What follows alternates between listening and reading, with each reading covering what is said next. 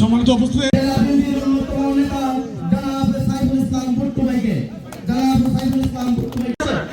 সরাসরি তালাওয়াত শুরু করুন। জনাব বাহার ভাইকে পবিত্র কোরআন থেকে তালাওয়াত নিয়ে আসুন।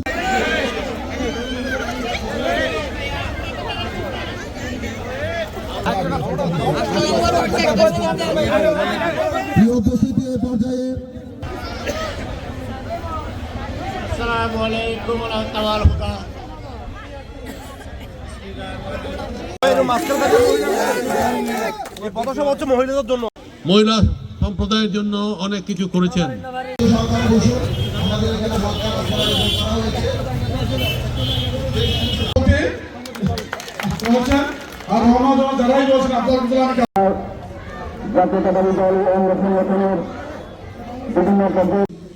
এখন এখানে দেখেছি যে কাউন্সিল হচ্ছে বিএনপির ঘাটে, সেই কারণে এখানে কোনো উন্নয়ন হয়নি।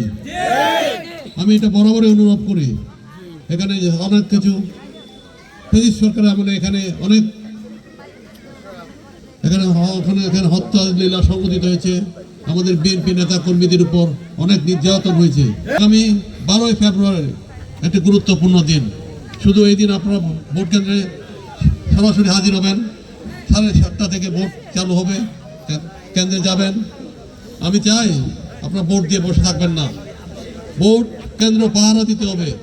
কারণ একটি দল এই নির্বাচনকে বানচাল করা, ষড়যন্ত্র করার ষড়যন্ত্র চলছে, সেই কারণে সাবধান থাকতে হবে। আমাদের উন্নয়নটা দরকার, সাম্প্রদায়িক সম্প্রীতি দরকার। পাহাড়ি বাঙালি আমরা ধর্মবর্ণ নির্বিশেষে সহবস্থানে থাকতে চাই। আমরা সমস্ত এলাকার উন্নয়ন করবো, সুষম হবে।